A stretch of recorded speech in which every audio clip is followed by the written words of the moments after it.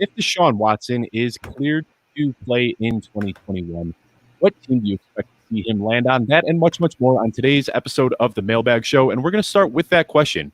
Roger Smith asks us, if you had to guess a team that lands Deshaun Watson, which team would it be? And does Watson make that team's wide receiver one and RB1 into a fantasy wide receiver one and RB1? Troy, do you want to start us off with this one? I'll say yes. I'll go with the Broncos. I'll say he lands in the Broncos because to me, they have a very not secure QB situation, obviously, with Drew Lock and Teddy Bridgewater. I don't believe any of them are the future. So I believe he's going to go to the Broncos. And yes, Courtland Sutton, to me, is a wide receiver one if Deshaun Watson is there. And if Javonte Williams, I would say he's stealing is a borderline RB1, but I'm gonna say high-end RB2. Like there's just too many guys I would like ahead of him. But Courtland Sutton to me would be a wide receiver one in that scenario. Well, what if Courtland Sutton can be a wide receiver one even with Drew Lock or Teddy Bridgewater? I mean, does Courtland Sutton even need a quarterback upgrade? He might be able to do it regardless. Stop it, bro. He's not a wide receiver one in this scenario. Don't give this man any hope, okay? All right. Victoria, do you want to weigh in on this one at all? Yeah, before I make my pick, because Broncos they were on my list, of course. I don't think a trade will be happening anytime soon. I don't see why a team that Watson has been linked to, Miami, the Broncos, the Eagles, they already have fairly uncertain quarterback situations, like we've already said. Why would they put themselves at more risk by paying up big time right now instead of just waiting to see how things shake out this year with Tua, Ertz, and Drew Lock, Teddy Bridgewater? Sorry, that's probably the worst situation of them all, but he's likely going to be suspended or put on the exempt list at some point this season. So why not let these guys play and see what you have in them? That being said, I would pick Miami, I guess, since Troy picked the Broncos. I mean, that's tough to say. I mean, I'm high on Gaskin this year, so he might be on that cusp of an RB1 with the targets there. But a wide receiver one, that room is just so stacked right now. That's tough for me to admit as a Bills fan. So I'm not sure if any of those guys would necessarily be wide receiver one. If I had to pick, it'd obviously be Fuller because he did it last year with Watson. So that'd be my pick. Yeah, and I could see Miami making sense, but I'll go ahead and say Denver too, just because I think Miami still has a lot more faith in Tua than a lot of fans and fantasy analysts. You know, it seems like the average people have kind of written Tua off, but Miami seems pretty content with him, and they want to develop this guy. So I'd be shocked to see them throw in the towel on Tua already. But anyway, you know, it's a touchy situation. I don't want to talk about Deshaun Watson more than we have to. You know, it just seems weird kind of putting like transactional stuff on such a, you know, convoluted situation. So let's just go ahead and dive into the show here. I want to thank everyone for tuning into another episode of the Footballguys Mailbag Show. Just a reminder that you can send all of your questions into mailbag@footballguys.com, and Troy, Victoria, and I will go over them every single week.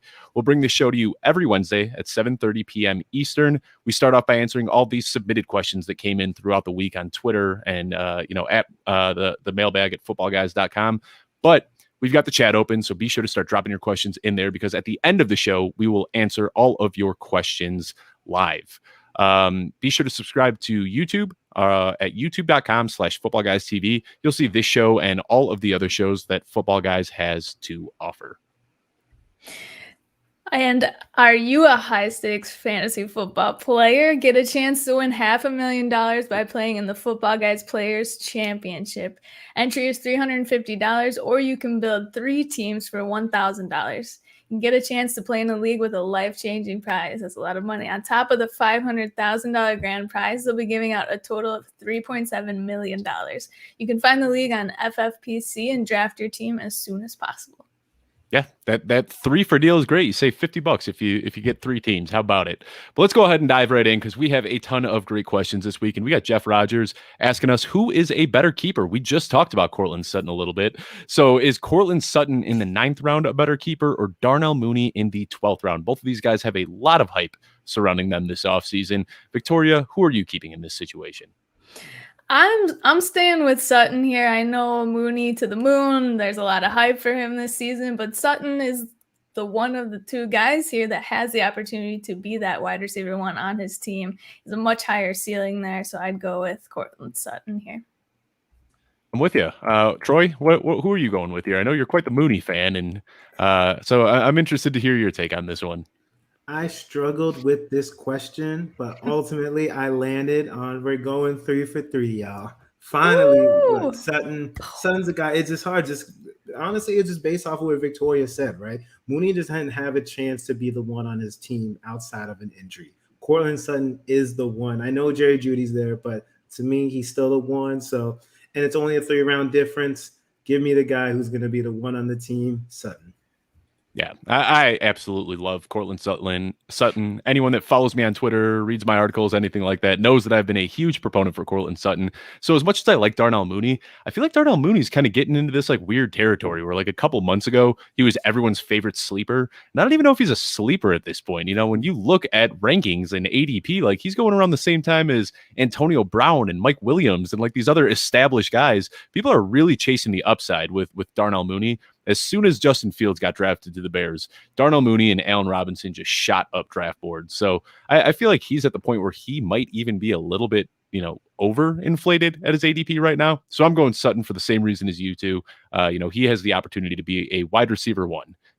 Now, we got Patrick Murray asking us a question. Where do you have Davante Adams and Aaron Jones ranked now that it seems like Aaron Rodgers is returning? This question came in yesterday, and I'd say that we even have more certainty since this question. Yesterday it seemed like he was returning, and then today he gave the press conference, went out there, and it seems like he is all but back to being a Packer this year. So, Troy, where are you ranking Davante Adams and Aaron Jones? So, Adams is my wide receiver one. I kept him at wide receiver one. I didn't change my rankings. He was always wide receiver one because I expected Aaron Rodgers to be the quarterback. So he was wide receiver before the news, and he's still wide receiver one because, I could see the future. So I already predicted it. So that's why. But Aaron Jones, let's take a look. Aaron Jones is my number 7 running back. So Aaron Jones to me, look, I was always like last year when all the AJ Dillon stuff, I just disregarded. I'm like, stop it. Aaron Jones is the running back, and he proved it over and over again. Granted, that one Tennessee game, we ain't got to talk about that. But Aaron Jones, clearly he's been an RB1 in the past. He's awesome. I think that people, it's like they understand it, but at the same time, like people, for some reason, I see a lot of takes that like people want to fade Aaron Jones, right? But to me, he's a locked-in RB1. Stop the nonsense. I believe RB7 is a good spot for him. I like it. Victoria, where are you ranking these guys now? I'm with Troy. I'm not going to say I predicted the future, but I never changed my rankings drastically. I wasn't sure Aaron was going to go anywhere. Right now, I have Adams as my PPR wide receiver 2. I think I moved him for my wide receiver 3 prior to the announcement. And I have Jones at my running back 10.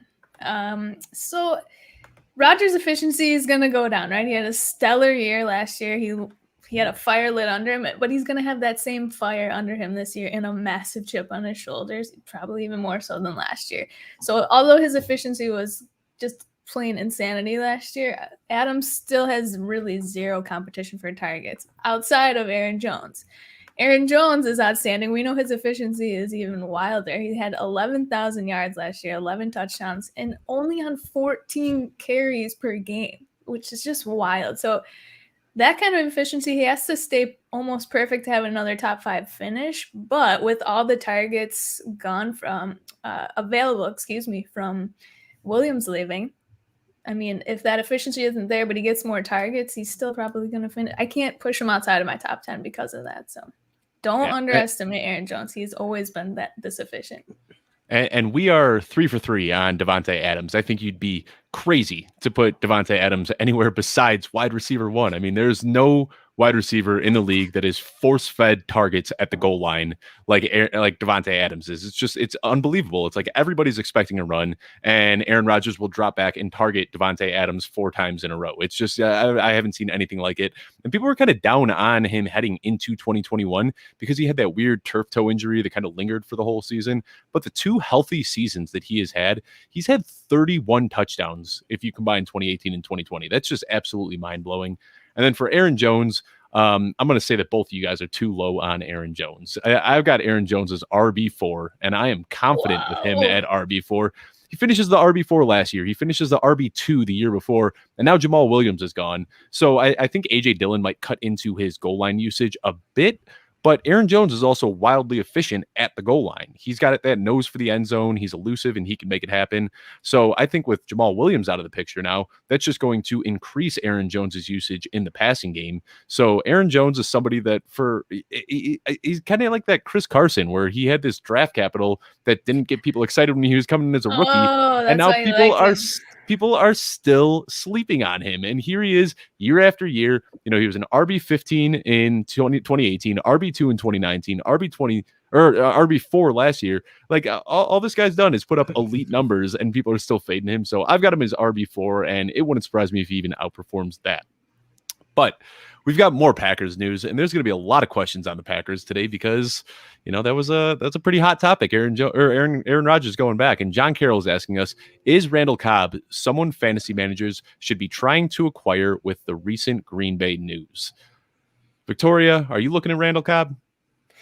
This is a tough question. I had obviously he's not been on my radar the last couple of years, but I wanted to look into his stats here. 2019, he ended up as the wide receiver 44, about 10 points per game.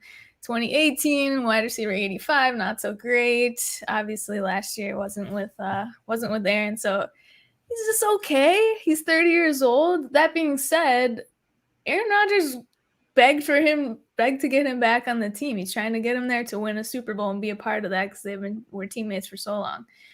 Also, in his interviews today, Aaron Rodgers said he was angry that the Packers got rid of the second best wide receiver from camp last year, and that was Jay Kumaro. He did not mention MVS. He did not mention Lazard. He mentioned Jay Kumaro as the second best wide receiver. So with Cobb coming in, if he's saying that about the other two guys, I mean, if he's pretty dirt cheap, which he likely will be in your drafts, take a flyer. If he's going to be the wide receiver too, he might get enough volume, especially in PPR leagues. Yeah. What are you thinking, Troy? Is Randall Cobb somebody that you're rolling the dice on? I actually put some waiver claims in on him in deep dynasty leagues, right? Not super expensive ones, like $5 ones, just because, you know what?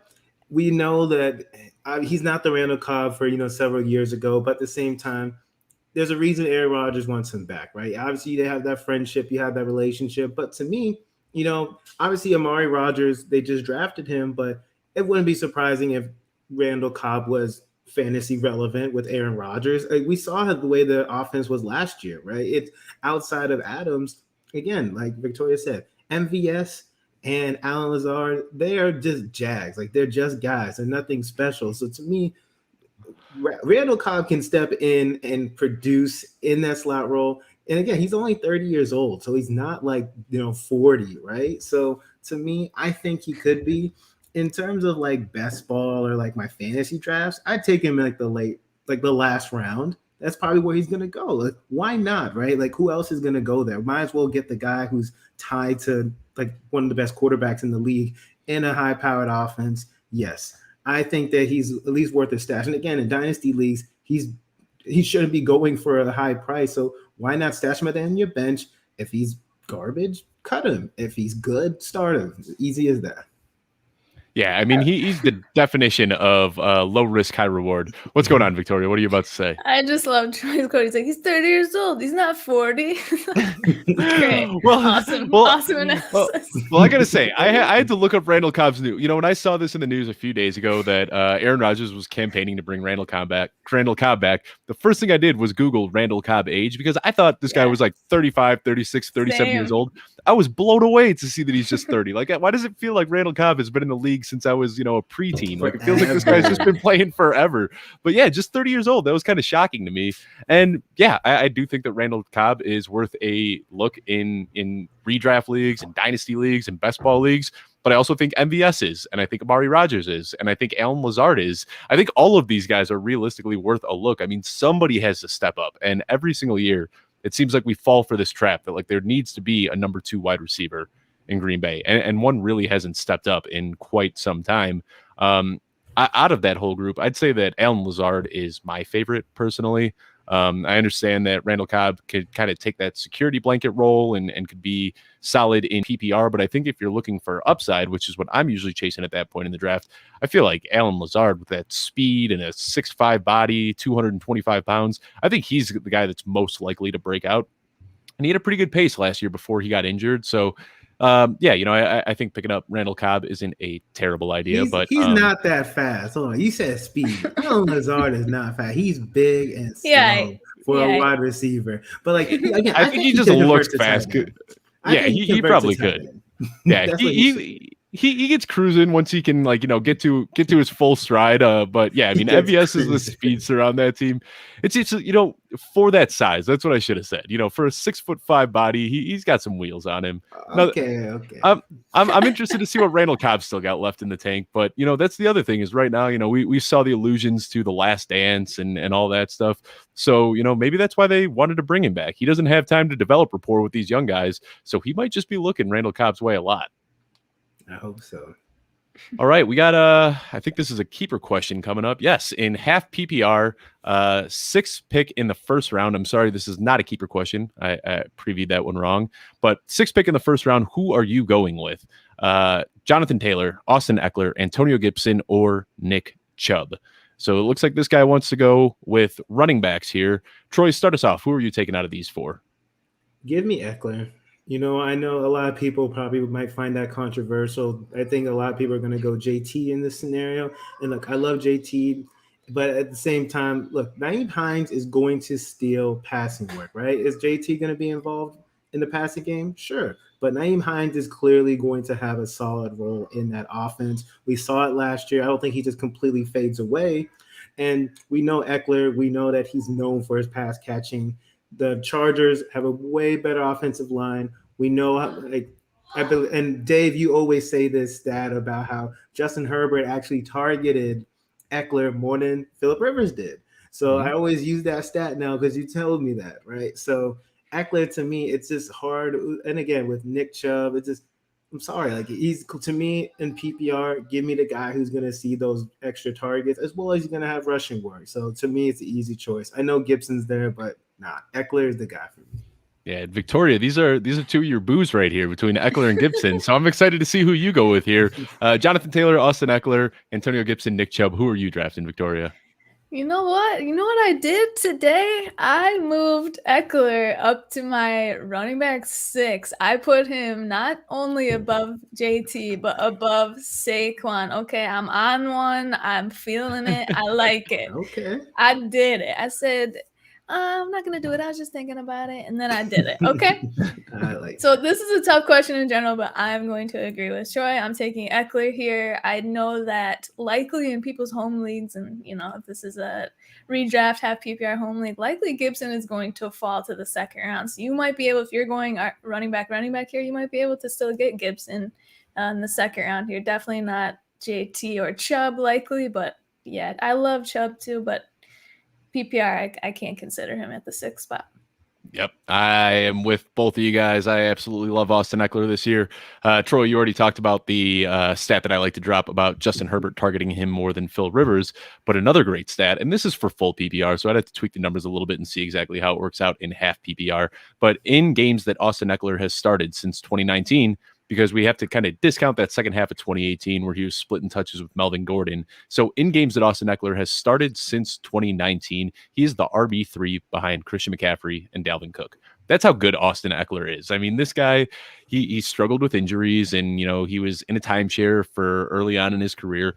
But again, for whatever reason, we saw this with Arian Foster. I talk about it with Chris Carson and Aaron Jones all the time, but people just don't ever want to believe that somebody that wasn't drafted in the first 2 or 3 rounds can be a legit weapon. And this guy, all Austin Eckler has done is be an RB1 throughout his entire career. So don't fade the man.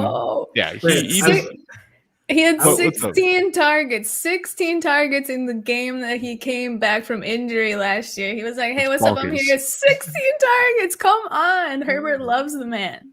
Wait, before we go to the next topic, right? I just want to mention that because of Dave's hype on these guys, right? And it's valid, right? With Carson and Eckler, guys like that. The fantasy community tries to make everybody that sleeper. That's the problem. These dudes are making everybody want some random Joe Schmo to be the next Austin Eckler and Chris Carson. So sometimes we overdo it a bit. That's all.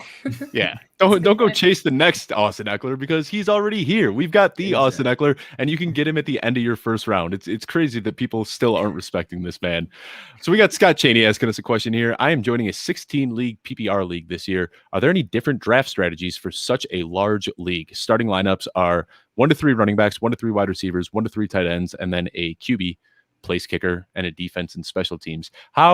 Troy, we'll start with you on this one. How do you switch up your strategy when you're in a large 16-team league like this? I'm looking at scarcity of position. So for me, running back, I'm trying to get the best running backs that I can because they're not as deep. And wide receiver to me, to be honest, it's not so much different than my normal strategy, but in a 16-team league, you bet I'm looking at which position has more depth than the other one, because in 16-team leagues, running backs dry up extremely quickly. So you want to make sure you get your running backs to secure that position. And he mentioned it was super flex, right? Mm-hmm. So no, just single QB. Oh, sorry. So just okay. So running backs, and then I want a solid tight end if I can get one, right? Because that's also a position where there's not a lot of depth, right? Because it's funny, and I kind of run into this as well, is that I think that there's so much depth at tight end late. But in reality, when the season comes, all of them are going to disappoint. All the late round tight ends that I like are going to disappoint. So you probably want to try to find the most elite tight end that you can get in the 16-team league, because those will really dry up. You're going to have to be starting like backup tight ends. You don't want to have to do that. So I say wide receiver is the deepest position by far in it. So I believe that's where you can kind of hedge a little bit. You don't necessarily have to always grab the elite guys because there's more depth later. So that's the way I would approach it. I like it. Victoria, how are you switching up your strategy? Troy and I have very similar strategies too. It's the same answer. I mean, I'm not straying far away from just my normal 10 or 12 team, but imagine going 0 RB in a draft like this. It would be detrimental. So you kind of have to, as Troy already said, you're going with value. Running back, tight end maybe. The wide receiver pool is the most valuable we've seen it, maybe at the highest value we've ever seen it. So I'm with Troy. Troy said it very well. Yeah, I just want to point out that everybody can go into these different leagues with very different strategies. And I'm just going to tell a quick story real quickly here. I just did a 20-man league, and I had the 4th overall pick. So in my head, I'm thinking, okay, I've got this 4th pick right here, and then it's got to go 20 picks out, 20 picks all the way back. I was like, I need to get myself an elite quarterback, because there's a good chance that if everybody goes quarterback crazy, I'm not going to have a quarterback. So I took Lamar Jackson, the very next pick, Jeff Bell, a good friend of the show here. Jeff Bell took Josh Allen, and then not a single quarterback was taken until it came around back to us. So we had this idea that everyone was going to go quarterback crazy with it being such a deep league, and just completely shot ourselves in the foot. People didn't even start taking quarterbacks till like the 3rd and 4th round. So, you might think that you know how to strategize here, but with these big leagues, things can get a little weird sometimes. So I agree with you guys. Get the running backs, because that's the most scarce position, and just hammer those running backs early. We got Matt Bingham asking us here, how do you project the New York Jets offense to shake out? This is a loaded question. Victoria's saying PU. So start us off, Victoria. How do you expect the New York Jets offense to shake out? Honestly, I think for our FBG article that we wrote predicting the AFC East finishes, I think I had them down for 4 or 5 wins. And I know that's disrespectful, but there's so many new pieces that Robert Saleh has to mold together to make any kind of impact in this hot AFC East division. Okay, Miami's on the rise. I hate saying that with Troy below me, whatever, don't want to admit it. The Patriots are back with actual pass catchers, and of course, Buffalo's the team to beat. So as far as fantasy goes, I mean, Wilson may be a serviceable QB2 to stream if he's able to run the ball as he did in college. I like Corey Davis as a flyer. Elijah Moore, I know people are super hyped on, but Troy and I talked about this on a pod last night. Jamison Crowder re-signed. So what if you're drafting Elijah Moore a little bit higher because you like him as a prospect, and then he's sitting on your bench because Jamison Crowder didn't pull his hamstring yet? You're just waiting for that. You're likely going to be waiting for that second half of the year breakout. And by that time, you likely would have dropped Elijah Moore if you're in a a not so deep league. So I don't have great expectations for this year, but they'll probably be a force in a couple of years. Not a force, I don't want to say that, but better than they have been. And you didn't even mention Denzel Mims, who's like the analytics darling that everybody fell in love with. Like, there's just so many guys. Nobody knows who's going to step up there. But Troy, What are you thinking here? So today I saw, in terms of, they listed the starters, I guess, for practice, whatever, and it was Michael Carter, who was the starting running back. Duh. I was extremely surprised by that. Granted, I believe that Michael Carter, as well as anybody, that has the most upside and was going to be, like, the starter eventually in the offense. I wasn't expecting him to be the starter so early. I thought they brought Tevin Coleman in. I thought, he's familiar with the offense. So I thought, they're just going to give it to the vet, make him the starter. And then the rookies got to work their way. But no, Michael Carter was the starter. And I was like, okay, let's see how it shakes out, in season. But all the Michael Carter truthers were freaking out on my timeline, which look, I think he's very talented. Granted, I feel like, he played in North Carolina with Javonte Williams. I believe Javonte Williams is much more talented, but Michael Carter, he's fine. He's fine. And obviously he's in an ambiguous backfield, which is great for fantasy in terms of you want the most talented guy in the most ambiguous backfield. So I believe that he's somebody that you can definitely be targeting now, that obviously should give you a little bit of confidence. Jamison Crowder, to me, is somebody, he's probably the most interesting wide receiver now that he re-signed. I was expecting him not to be on the team anymore. Originally, I was like, okay, I want Corey Davis. But then since Crowder re-signed, I'm like, you know what? Nah, give me Crowder. He's reliable. He's the slot guy. I want Crowder. And I think Elijah Moore, look, a couple years, next year, maybe it'll be Elijah Moore's season. As long as Crowder's that starting slot receiver, I'm a little bit down on Moore. I just don't know where the volume's going to go, right? And then there's Mims. I already mentioned Corey Davis. And Zach Wilson. Zach Wilson's a guy I don't know if I like him or hate him, right? Because there's some days where I'm like, you know what, maybe he's a sleeper. And then some days I'm like, man, I don't want anything to do with him. I think I just recently drafted him in a best ball, a super flex best ball. So I'm like, all right, man, at least I don't have to worry about starting you. If you do well, good luck. So I just don't know how it's going to be. I think the Jets are not going to be very good, but I like Zach Wilson because he has a big arm. He's mobile, and he's a solid prospect. So I think they'll be fine. I don't think they're going to win many games, just like Victoria, maybe 4 or 5 games. I'll give them 5 because I'm feeling generous. Y'all can have 5 games. But yeah, that's how I feel about it. Yeah, I mean, you guys kind of summed up what I wanted to say. I mean, like, I'm somebody who does a lot of best ball leagues, so like I've got a little bit of exposure in this team, like just in case they do hit. But like if I'm in a high stakes redraft league, I'm just kind of fading that whole Jets team realistically. Like there's no part I want of it. And the big thing, I tweeted this out today.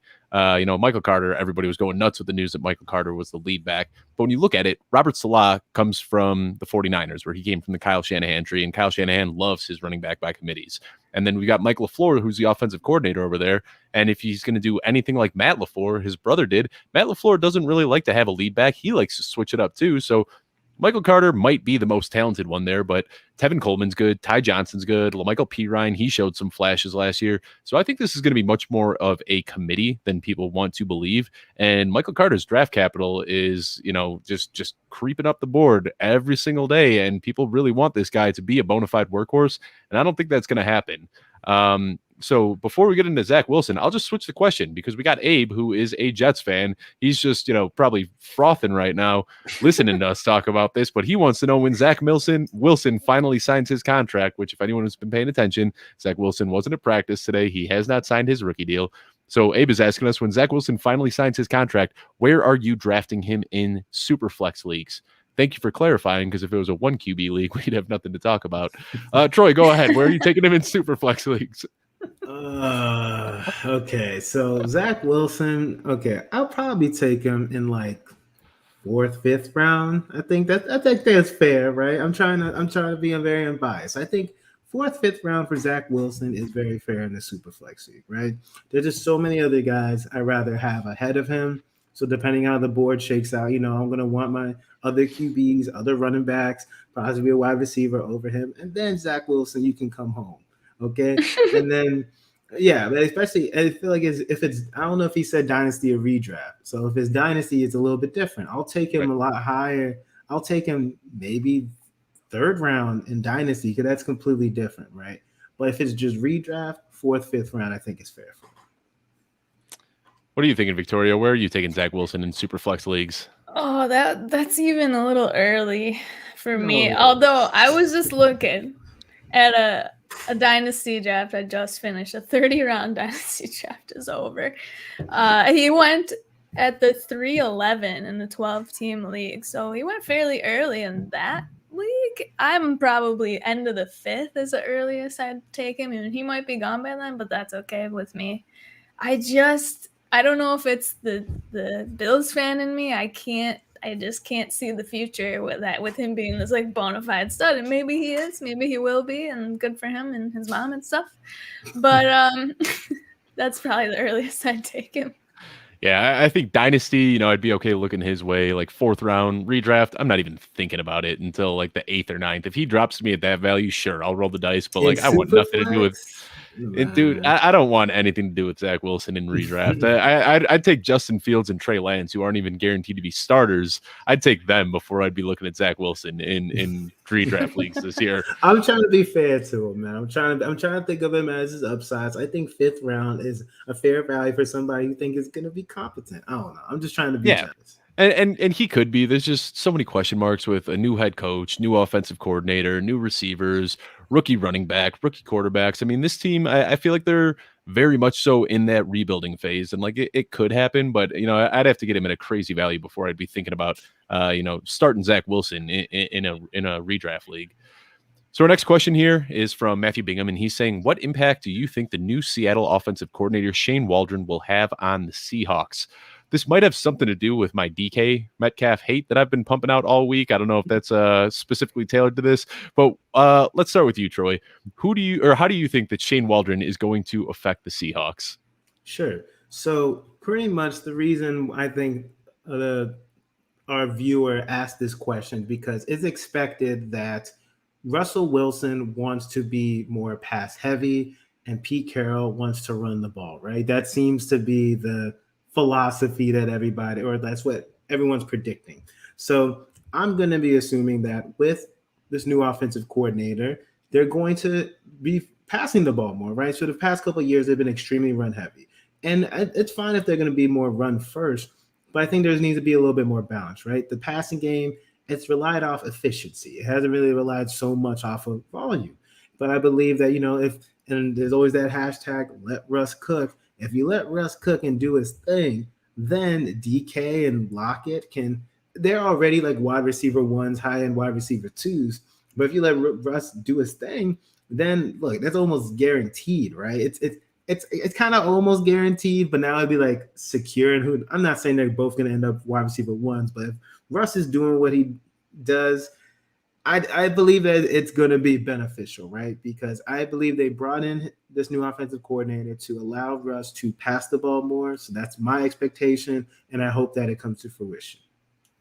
What are you thinking, Victoria? How does Shane Waldron affect the Seattle Seahawks this year? I'm at a loss with Seattle, to be honest.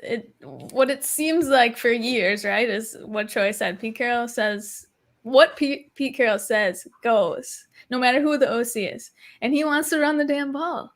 And we saw the last 2 seasons, Russ started hot and fizzled out. Maybe not even just fizzled out, but completely imploded at times relative to the cost that you have to pay year in and year out for him. I mean, I'm not necessarily out on Wilson. I'm sure with the ugly end to last season, he might fall a little bit, but he's always in that QB 6 to 8 to 10 range in your drafts for redrafts. So I don't know. I'm expecting to see him to cook less than that first half of the season, maybe just a little bit of more balance. And I'm expecting to see more Chris Carson as well. Yeah. I feel like I could talk for 2 hours about this. I just finished up an 1,800-word article on DK Metcalf and did a really, really deep dive on Seattle. So I'll try to keep it brief here. But everybody's expecting Shane Waldron to come in and, just turn this into this air raid offense. And I don't think that's going to happen. I mean, Shane Waldron was the assistant coach of the Rams for the last 4 years. And kind of the way that they broke it up with Sean McVay was doing more of the defensive side and Shane Waldron was doing more of the offensive side. Well, over the last 4 years, this Rams team has been in top 3 in rushing yards 3 of those last 4 years. So the Rams were never this like high flying offensive team. You know, they would run the ball a lot.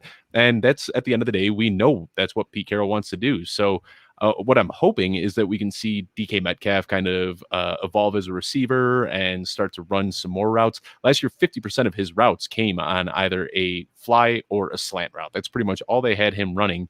So I'm hoping they can unlock his route tree a little bit and make him a little bit more of a versatile player.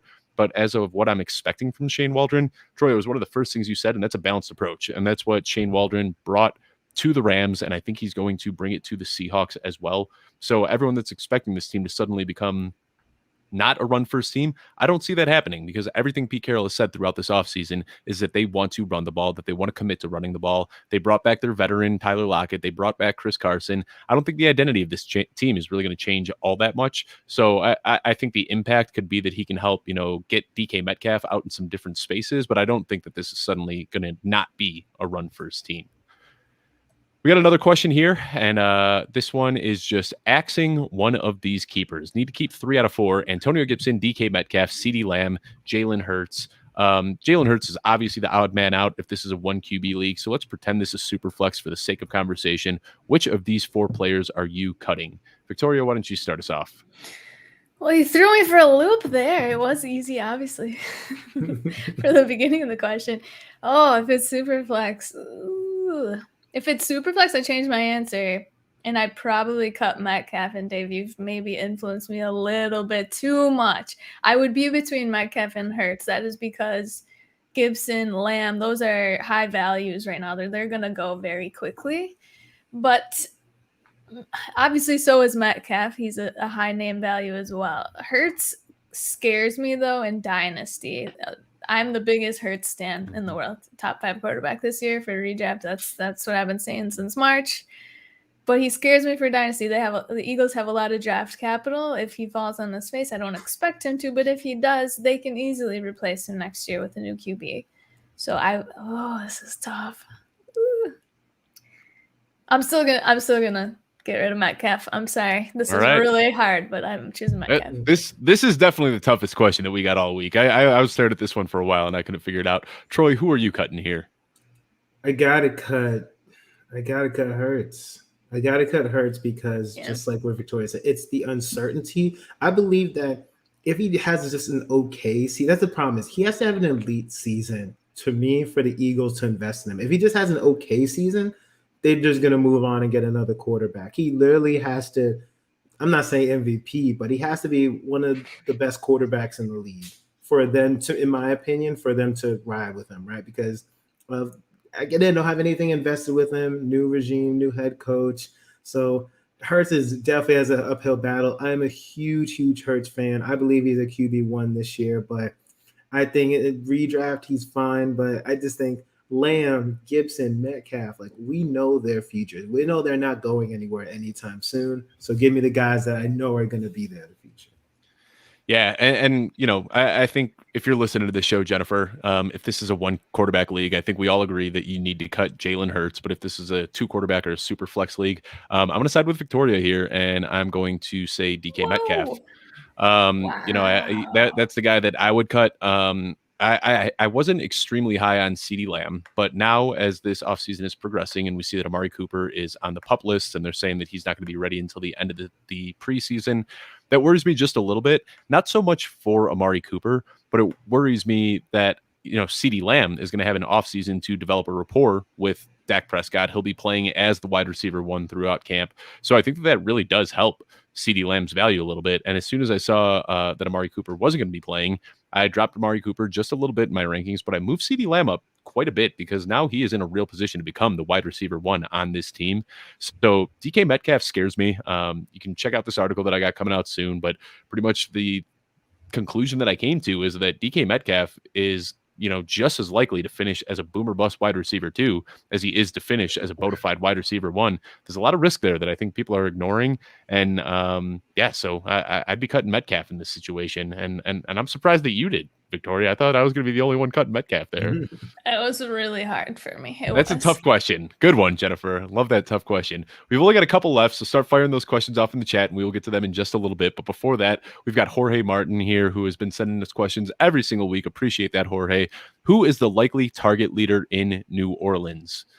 Which one do you want to take this first? Because this is another tough one. Who you got, Troy? I'll take it.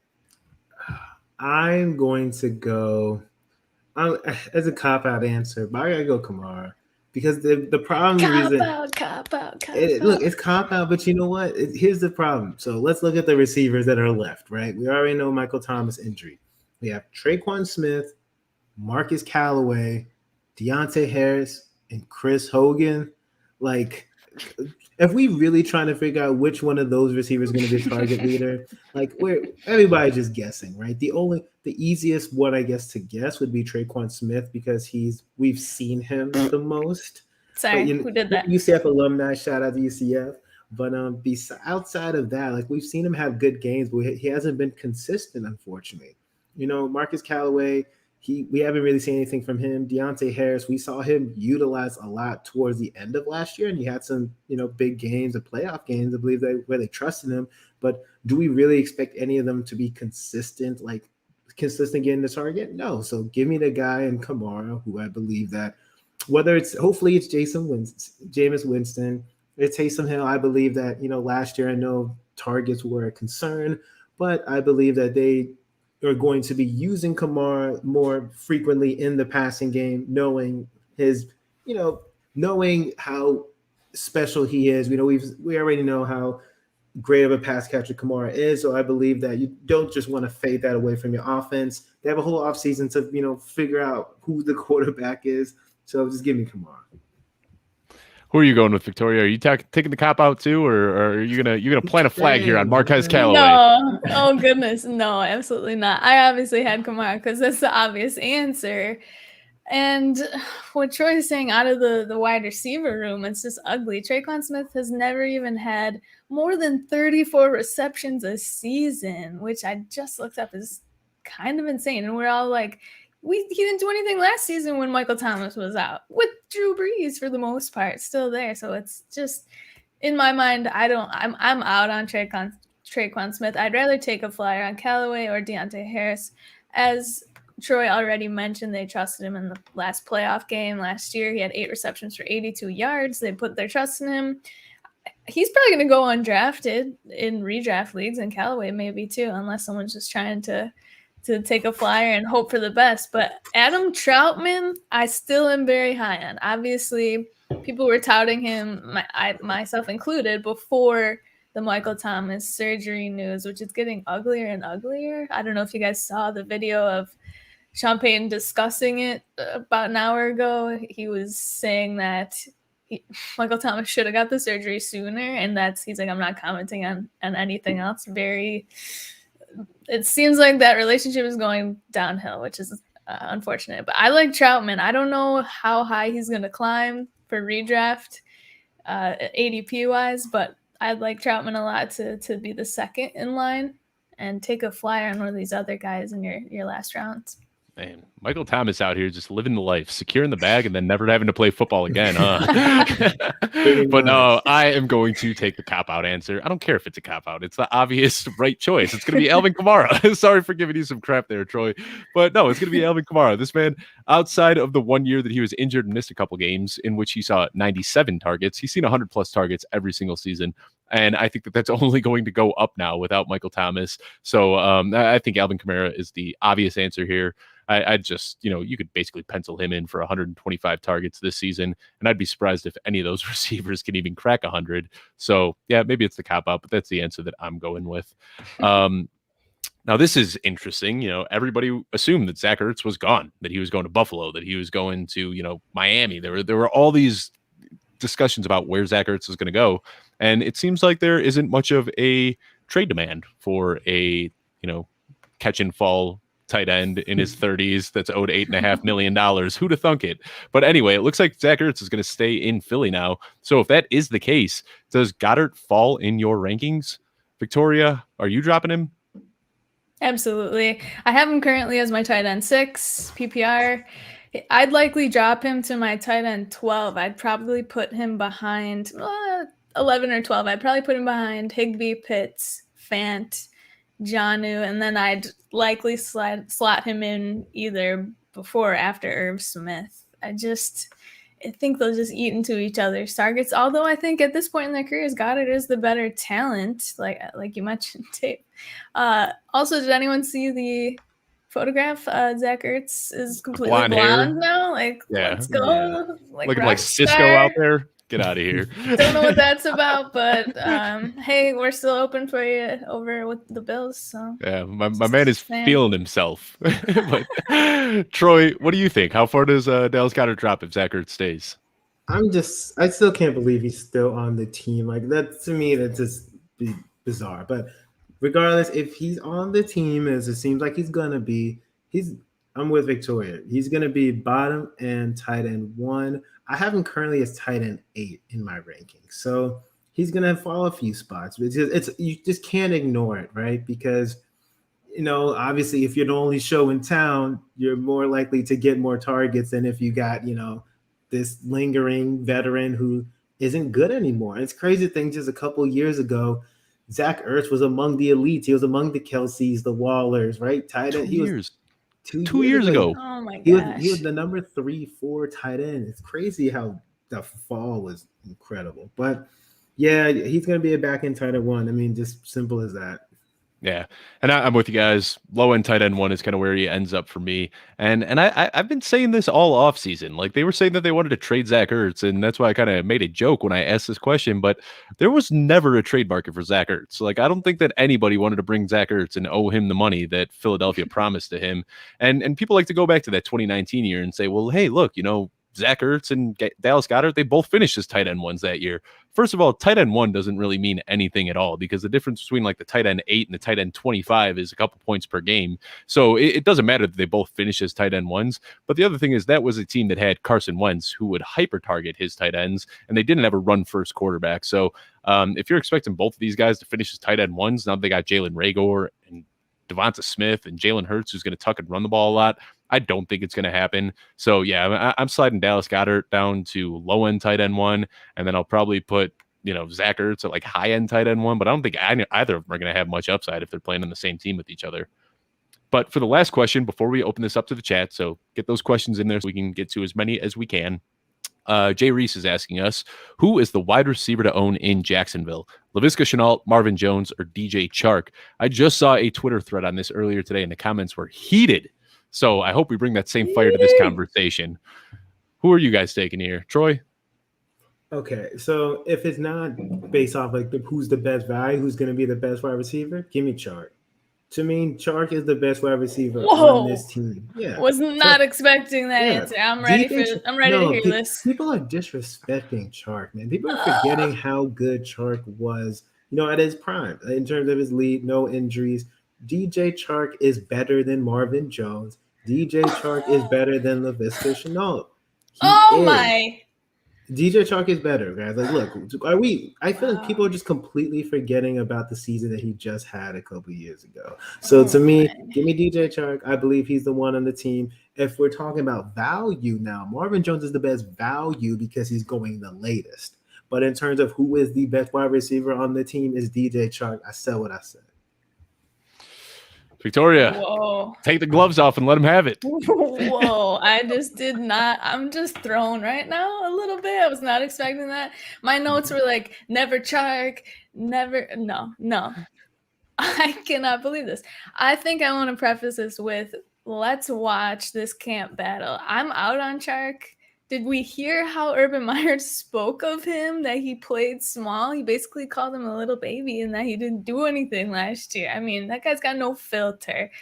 I hate that, right? So I'm watching the camp battle. I'm watching – Visca's obviously the hot name right now. Everyone wants to be first to say, I like Visca on this day. Good for you. I'm not sold on him quite yet. I've asked people, come in my mentions at FFB_Victoria and tell me why this is going to be the wide receiver 1, because I'm just not sold yet. I get worried because we know history has shown rookie quarterbacks are typically only supporting one wide receiver 1. So in my opinion, that's going to be Marvin Jones or Visca. And I like Marvin Jones because we've already mentioned his value. Not to mention, quietly, he has been the wide receiver 28 in 2019, 15 points per game. And he was the wide receiver 18 last year, 14 points per game. And he's going so late in drafts. I don't know. I'm thinking he's going to be a surprise, but we'll see. It's coming to my mentions, you Visca lovers. I don't understand. He is an insane athlete. I'll give it to him. I just worry about how the target share is going to go. So I want to watch that camp battle.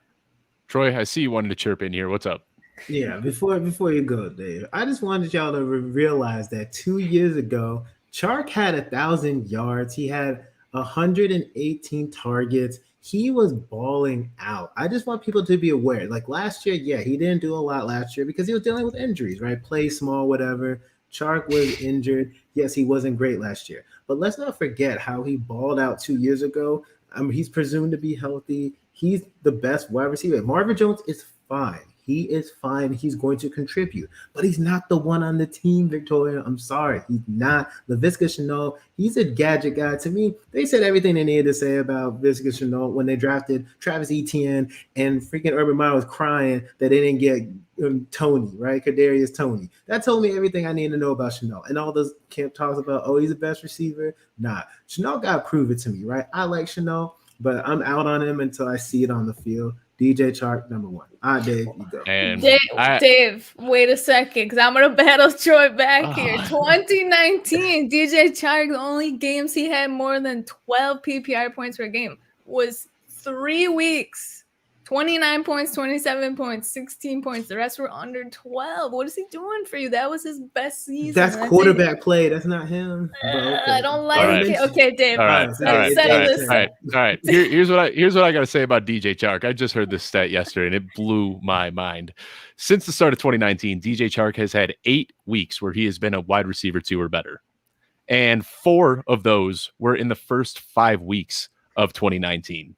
So, I mean, since that hot start to 2019, there really hasn't been much to get excited about with DJ Chark. And I'm with you, man. I was buying DJ Chark all last year. I was hoping that he'd bounce back. But, oh, my God. I had him in way too many leagues.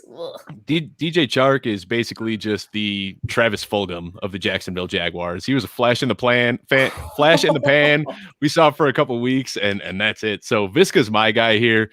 This dude can ball. He's an absolute dog. You know, I like Marvin Jones, especially in best ball. I think that he's going to have his big pop weeks, but I think Laviska Shenault is the guy here.